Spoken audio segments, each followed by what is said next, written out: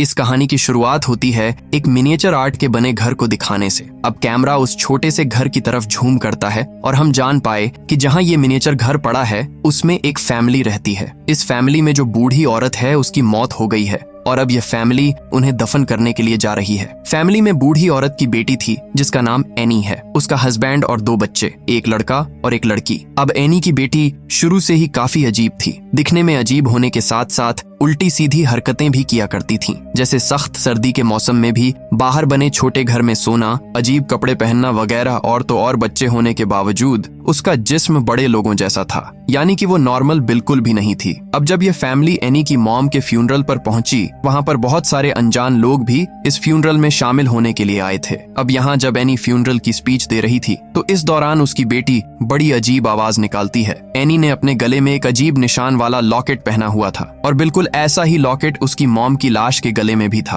अब यहाँ अनजान लोगों का आना तो हैरानक था ही, पर हैरत हमें तब होती है जब एक आदमी एनी की बेटी की तरफ देखकर मुस्कुराता है और वह भी उसे देखने लगती है। फ्यूनरल खत्म होने के बाद यह फैमिली घर वापस आ जाती है, जहां हमें सबके बारे में बताया गया, जैसे कि एनी एक मिनिएचर की आर्टिस्ट थी और शुरुआत वाला मिनिएचर घर उसी ने ही बनाया हुआ था, पर वो हमेशा परेशान, दुख से भरी रहती थी। एनी का बेटा पीटर भी अजीब सा था, उसे सिगरेट और कई तरह के नशे लग गए थे। एनी का हस्बैंड ही इनकी फैमिली में ऐसा था जो अब तक नॉर्मल था, और जो इनकी बेटी थी वो तो सबसे ज्यादा अजीब थी। रात को वो जब सोने के लिए गई तो अपनी मॉम एनी से पूछती है कि नानी के मरने के बाद मेरा ख्याल अब कौन रखेगा, जिस पर एनी कहती है, मैं रखूंगी बेटा, तुम्हारी मॉम हूँ, मुझे ही रखना है। यह सुनकर उसकी बेटी बड़ा ही अजीब सवाल पूछ लेती है कि जब आप मर जाएंगी तब मेरा ख्याल कौन रखेगा। ये सुनकर एनी घबरा जाती है, लेकिन अगले ही पल झट से बोली, तुम्हारा भाई पीटर, वो है ना, वो रखेगा तुम्हारा ख्याल। एनी उसे बताती है कि मेरी मॉम यानी तुम्हारी नानी सबसे ज्यादा तुमसे प्यार करती थी, इतना कि बचपन में वो मुझे तुम्हारे पास तक आने नहीं देती थी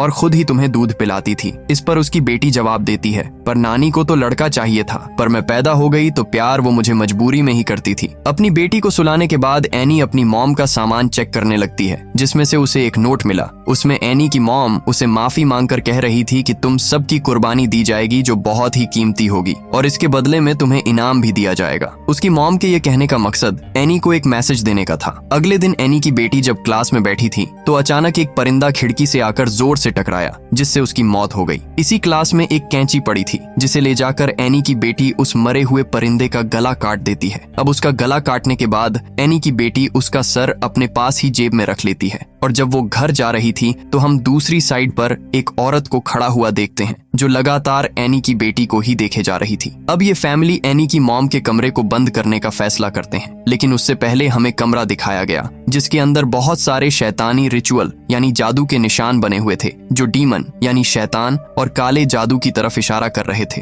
अब एनी के हस्बैंड के पास कॉल आई कि एनी की मॉम की कब्र को खोदकर किसी ने उनकी लाश को बाहर निकाल लिया है। अब यह जानकर वो काफी परेशान हो गया, पर यह बात अपनी फैमिली से छुपा के रखता है क्योंकि वो अपनी वाइफ एनी को परेशान करना नहीं चाहता था। अगले दिन एनी एक सेशन ग्रुप के पास पहुंचती है जहां पर बहुत सारे अनजान लोग आते हैं और एक दूसरे को अपने अपने दिल की बातें बताकर अपने दिल का बोझ हल्का करते हैं और ऐसे आपस में घुलते मिलते हैं, अच्छे दोस्त बन जाते हैं। और एनी यहाँ अक्सर आती रहती थी।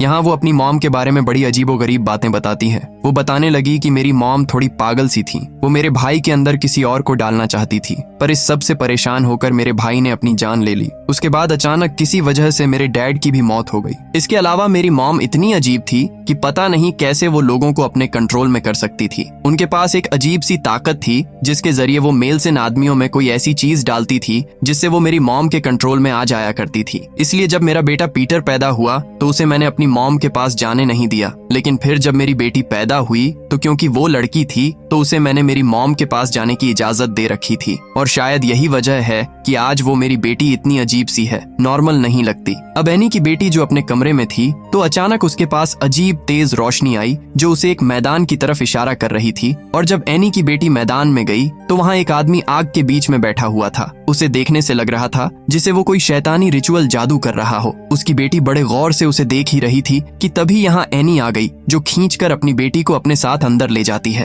अब पीटर को उसके दोस्त पार्टी में बुलाते हैं। पीटर जाने के लिए तैयार हुआ तो एनी अपनी बेटी को भी उसके साथ पार्टी में भेज देती है ताकि वो शराब वगैरह ना पिए। पार्टी में पहुंचकर पीटर अपने दोस्तों के साथ मिलकर एंजॉय करने लगा और वहां वो सिगरेट भी पीने लगता है। उसकी बहन बोर हो रही थी, इसलिए घूमते हुए जब वह एक जगह पर आई तो केक खा लेती है जिसमें ड्राई फ्रूट था, और क्योंकि उसे इस ड्राई फ्रूट से एलर्जी थी तो उसकी तबीयत खराब होने लगती है। उसका सांस बंद होने लगा, दम घुटना शुरू हो जाता है। उसकी ऐसी हालत देखकर पीटर काफी घबरा गया। फौरन उसे गाड़ी में बिठाकर हॉस्पिटल के लिए निकल गया। रास्ते में उसकी बहन सांस लेने के लिए अपना सर खिड़की से बाहर निकालती है, लेकिन इस दौरान गाड़ी के आगे एक जानवर आ गया। अब टक्कर से बचाने के लिए एकदम पीटर गाड़ी सीधी साइड पर कर लेता है और उस साइड पर लकड़ी का एक खना था जिससे उसकी बहन का सर इतनी जोर से टकराता है कि उसकी वहीं मौत हो जाती है, इतनी भयानक कि उसका सर ही जिस्म से अलग होकर सड़क पर गिर जाता है। पीटर बहुत ज्यादा दुखी हुआ सदमे में चला जाता है और अपने मॉम डैड को कुछ भी बताए बगैर चुपचाप अपने कमरे में आकर लेट जाता है। अगली सुबह जब एनी और उसके हस्बैंड को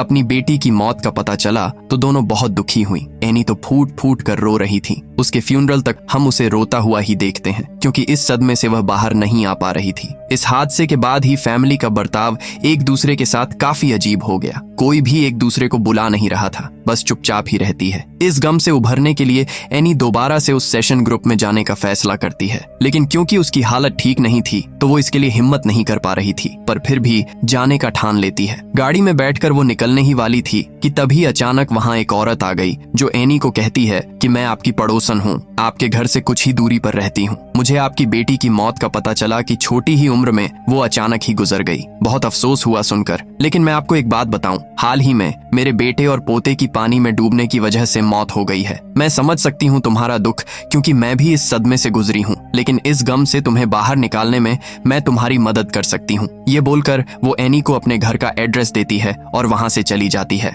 अब अगले दिन एनी उससे मिलने उसके घर पहुँच जाती है। वो दरवाजे पर एक कारपेट को देखती है जो उसे अजीब तो लगा, लेकिन जाना पहचाना भी, जैसे अब से पहले उसने यह या इस जैसा ही कारपेट पहले देखा हो। पर इससे पहले उस ज्यादा कुछ सोच पाती, वो औरत दरवाजा खोलकर एनी को अंदर बुला लेती है और ये दोनों बातें करने लगती हैं और इस तरह इनकी दोस्ती हो जाती है। बातों ही बातों में एनी बताती है कि काफी सालों पहले से ही मुझे स्लीप वॉक है, यानी नींद में चलने की बीमारी। ऐसे एक दिन जब मैं स्लीप वॉक यानी नींद में चल रही थी तो मैं अपने बच्चों पर पेट्रोल डालकर उन्हें आग लगाने वाली थी, पर ऐन वक्त पर मुझे होश आई तो मैंने खुद को रोक लिया। उस दिन से ही मेरे और मेरे बेटे पीटर के ताल्लुक अच्छे नहीं हैं, क्योंकि उसे लगता है कि मैं उनकी दुश्मन हूँ और मैंने अपने ही बच्चों की जान लेने की कोशिश की। घर आकर एनी अपनी बेटी की मौत का भी मिनिएचर आर्ट बना रही होती है, यानी कि उसकी लाश साइड पर पड़ी थी और उसका सर जिस्म से अलग होकर गिरा हुआ था। ये देखकर उसके हस्बैंड काफी परेशान हो जाते हैं। इसी रात जब ये फैमिली टेबल पर बैठी खाना खा रही थी तो पीटर की अपनी मॉम एनी से बहस हो जाती है। वो कहता है, मम्मा सारा कसूर आपका है, आपने उसे मेरे साथ भेजने की जिद की थी, लेकिन जब हम वापस आ रहे थे तो पता नहीं कैसे उसकी मौत हो गई। ये सुनकर एनी को भी बहुत गुस्सा आने लगा और वो चिल्लाकर कहने लगी कि सब तुम्हारी वजह से हुआ, क्योंकि गई तो वो तुम्हारे साथ ही थी तो तुमने ही उसे मार दिया होगा। ये देखकर एनी के हस्बैंड काफी परेशान हो गया। दोनों को शांत करता है, जो देखने से साफ लग रहा था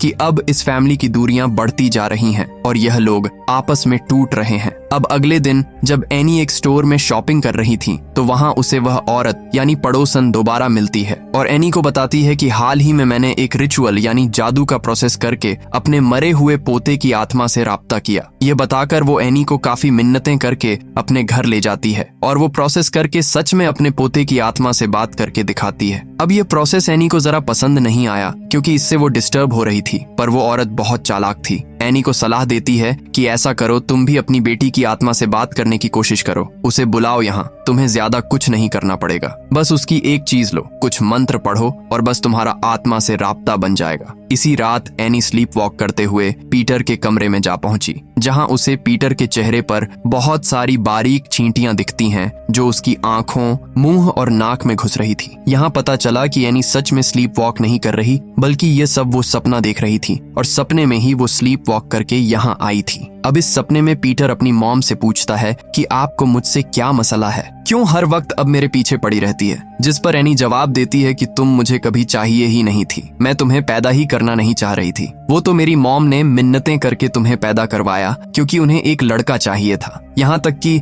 मैंने तुम्हें खत्म भी करना चाहा, पर पता नहीं कैसे तुम बच गए। ये जानकर पीटर बोर टूट गया, लेकिन अगले ही पल एनी भी अपनी नींद से जाग जाती है और उसे भी पता चल गया कि यह बस एक सपना है। वो फौरन अपने हस्बैंड और बेटे के पास जाकर उन्हें इस रिचुअल प्रोसेस के बारे में बताकर इस प्रोसेस को शुरू कर देती है ताकि उस औरत के कहे के मुताबिक वो अपने बेटे को बुला सके। अब जैसे प्रोसेस शुरू हुआ, वहाँ अजीबोगरीब चीजें होना शुरू हो जाती हैं, जिससे अचानक ही एनी डरौने अंदाज में अपनी बेटी की आवाज में बात करने लगी थी और मोमबत्तियां भी अपने आप ही जल बुझ रही थीं। इस सब से पीटर काफी घबरा गया था, इसलिए उसके डैड इस प्रोसेस को बंद करने के लिए एनी के मुंह पर पानी फेंक देते हैं, जिससे प्रोसेसर टूट गया और एनी अपने होश में आ गई। अजीब बात, अभी जो कुछ भी हुआ था एनी को उसके बारे में कुछ भी याद नहीं था, क्योंकि शायद उसके बेटे की आत्मा उसके अंदर आ गई थी। अब अगले दिन हम एनी को बहुत परेशान देखते हैं। गुस्से में आकर वो अपने सारे मिनिएचर आर्ट्स को तोड़ देती है। अब एनी के बेटे की वो डायरी जिसे इस रिचुअल प्रोसेस में इस्तेमाल किया गया था, उसमें पीटर की तस्वीर अपने आप ही बनने लगती है। अगले दिन पीटर जब स्कूल में था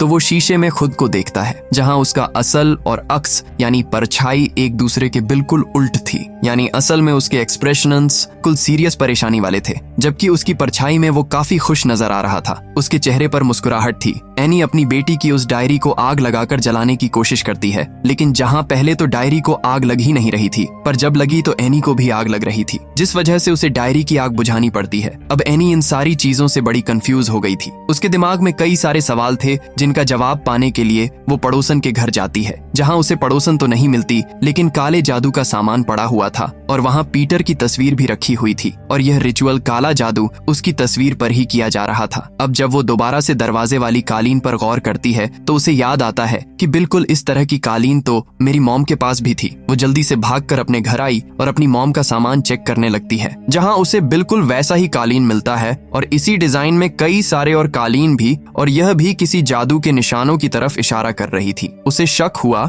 इसलिए वो तस्वीरों वाली एल्बम को देखती है जिसमें उसे अपनी मॉम के साथ ये पड़ोसन औरत दिखती है। और यहाँ यह बात साफ हो गई कि औरत शुरू से ही एनी की मॉम के इशारों पर काम करती थी और अब उसकी मॉम के गुजर जाने के बाद वो बड़ी चालाकी से एनी को बसाकर उसे रिचुअल करवा रही थी अपने किसी मकसद को पाने के लिए। अपनी मॉम के सामान में एनी को एक ऐसी किताब भी मिलती है जिसमें आत्माओं, डेमन, शैतानों माने जाने के बारे में लिखा गया था। उसे पढ़कर एनी को पता चल जाता है कि असल में ये सब कुछ क्यों किया जा रहा था, यानी वो रिचुअल क्यों करवा रही थी। तो दरअसल ये सब कुछ हेल के डीमन बेमोन के लिए किया जा रहा था। ये सब करके वो बेमोन को इंसानी जिस्म दिलवाना चाह रही थी जो किसी भी आदमी का हो सकता है। अब एनी कीमो ऐसा इसलिए कर रही थी क्योंकि वो एक शैतानी ग्रुप का हिस्सा थी जो सब डीमन डेमोन की पूजा करती थी। उसे ही अपना गॉड समझती थी क्योंकि डीमन डेमोन बहुत ही ताकतवर है। वो हेल यानी जहन्नुम का एक किंग है जो वहाँ के 8 राजाओं में से एक है। इसे इस तरह का गॉड भी कहा जाता है जो लोगों को परेशान करता है, उनके साथ शरारतें करता है और वो उसे जिस्म में जाना पसंद करता है जो सबसे ज्यादा कमजोर हो। उसे किसी इंसान के अंदर भेजने और फिर बाहर निकालने के लिए कुछ रिचुअल वगैरह करने होते हैं, लेकिन क्योंकि उनकी हरकतों से एनी को उन पर शक हो गया था, इसलिए वो अपने बेटे पीटर को उनके पास जाने नहीं देती थी। इसलिए पीटर में वो डाल नहीं पा रही थी। अब हालांकि पीमोन एक मेल डीमन है और जिस्म भी उसे मेल का ही चाहिए था, पर कोई ना होने पर एनी की मॉम ने उसे एनी की बेटी के अंदर ही डाल दिया। यही वजह है कि वो इतनी अजीब थी और अपनी मॉम को कह रही थी कि नानी को लड़का चाहिए था क्योंकि उसके जिस्म में ही डाला जाना था। तब उन्होंने असल टारगेट बनाया एनी की बेटी पीटर को, इसलिए मरने से पहले ही उन्होंने एक जबरदस्त प्लान बनाया जिसमें आज तक उनकी दोस्त यानी वो पड़ोसन औरत उनका साथ दे रही थी। वो पड़ोसन औरत जानबूझकर एनी से दोस्ती करना चाह रही थी क्योंकि उनके कल्ट का जो प्लान था उसे कैसे भी करके इन्हें पूरा करना था। यानी पेमोन की आत्मा को पेट के अंदर डालकर ये सारी बातें जानने के बाद एनी अपने घर की 80 यानी ऊपर वाला छोटा कमरा चेक करती है, जहां उसे अपनी मॉम की लाश दिखती है जो गल सड़ रही थी और तो और उसका सर भी नहीं था। अब जैसा कि हमें पता चला था कि एनी की मॉम की लाश को उनकी कब्र से चोरी कर लिया गया था, तो यहाँ इस बात का खुलासा हुआ कि लाश को असल में उनके गर्द के लोगों ने ही निकाला था। अगले दिन पीटर जब क्लास में बैठा था तो उसे भी अजीब तरह की आवाज सुनाई दे गई, जिसके साथ ही उसका जिस्म अकड़ गया। उसे पता नहीं क्या हुआ और वो अपना सर जोर से टेबल पर देकर मारता है, जिससे उसकी नाक जख्मी हो गई, उसका खून निकलने लगा। फिर वो यह सब करने के बाद अजीब तरह से बौखला गया, इतना डर गया कि नीचे गिर जाता है। बेहद घबराया हुआ था उसकी ऐसी हालत देखकर क्लास के बाकी बच्चे भी बहुत डर जाते हैं। फिर उसके डैड स्कूल आकर पीटर को वापस घर ले आते हैं। उसकी नाक को जख्मी देखकर एनी को भी बहुत बुरा लगता है। एनी अपने हस्बैंड को अपनी मॉम, बेल्ट और डिमन पे मून से जुड़ी सारी बातें बता देती है, पर उसे इन बातों पर यकीन नहीं आता। अब वो सोचता है कि जरूर इसका जहनी तवाजुन खराब हो गया है, ये पागल हो रही है जब ये ऐसी बातें कर रही है। अब एनी अपने हस्बैंड को बार बार मनाने की कोशिश करती है कि प्लीज हमारी बेटी की डायरी जला देती है, क्योंकि उस डीमन से जुड़े होने का वही एक जरिया है, तो उसके जलते ही सब ठीक हो जाएगा। पर उसका हस्बैंड इसके लिए मना कर देता है, क्योंकि जाहिर है ऐसा करने से एनी भी जल जाती है। पर उसकी बात सुने बगैर एनी खुद ही डेयरी को आग में फेंक देती है, जिससे अब की बार एनी को आग लगने की बजाय उसके हस्बैंड को लग जाती है, जो काफी बुझाने के बाद भी नहीं बुझ रही थी और बढ़ती ही जा रही थी, और इस तरह जलकर उनकी मौत हो जाती है। पीटर को भी होश आ गई थी, और जब वो देखता है कि मेरे डैड के जलने से मौत हो गई तो वो बहुत दुखी हो जाता है। अब तभी अचानक एनिको को छोड़ता है और वो पीटर को मारने के लिए पागलों की तरह उसके पीछे पड़ जाती है। दरअसल अब डीमन पेमोन ने एनी को पोजेस्ट कर लिया था और अब उसके जिस्म में आकर उसे कंट्रोल कर रहा था। यह देखकर पीटर काफी डर जाता है और अपनी जान बचाने के लिए वहां से भागा और एटिक में आकर छुप जाता है। बाहर एनी पागलों की तरह अपने कंट्रोल से बाहर होकर जोर जोर से अपना सर दरवाजे पर पटकने लगती है, जबकि एटिक में पीटर को भी अपनी नानी की लाश ग्लीस हालत में मिलती है, जिसके बाद वो अपनी मॉम को ऊपर देखता है जो अपना गला काटने वाली थी। पीटर घबरा गया, वो कांच तोड़कर जल्दी से बाहर कूद जाता है, जहां तभी एक तेज रोशनी आकर उसके जिस्म में घुस जाती है। ये रोशनी बिल्कुल वैसी ही थी जैसे उसकी बहन के आसपास भी रहती थी, जिससे हम समझ पाए कि आखिरकार डेमन पेन ने पीटर के जिस्म पर अपना कब्जा कर ही लिया और वो इसके अंदर घुस ही आया है। इसके बाद पीटर उठा और अपनी मॉम को बड़ी अजीब हालत में देखता है, यानी एनी हवा में उड़कर बाहर बने छोटे घर की तरफ जा रही थी। वो भी उस घर में आ जाता है जहां पर बहुत सारे लोग थे जो डीमन पेमोन की पूजा करती थी। वो सब पीटर के सामने झुक जाती है, क्योंकि अब उसके अंदर शैतान पेमोन जो आ गया था और वो अब उसे अपना गॉड समझ रहे थे। तभी यहाँ वो पड़ोसन औरत आई जो बहुत खुश थी, क्योंकि सालों से वह जो प्लान करके बैठे थे आज वह पूरा हो गया था। लेकिन डीमन पेमोन को जिस मिल चुका था वो भी पीटर का, जिसका वो चाहती थी, वो पीटर को एक ताज पहनाती है और उसे डीमन पेमोन कहकर बुलाने लगती है। ऐसा होते ही सारे लोग भी पेमोन पेमोन के नारे लगाने लगते हैं, क्योंकि सालों से वो जिनकी पूजा कर रहे थे आज वो उनके सामने था। पीटर के अंदर सारा ही करल्ट अपनी इस कामयाबी पर खुशी से झूम उठता है। इसी के साथ मूवी खत्म हो जाती है। अगर आपको वीडियो अच्छी लगी हो तो वीडियो को लाइक करना और चैनल को सब्सक्राइब करना मत भूलना।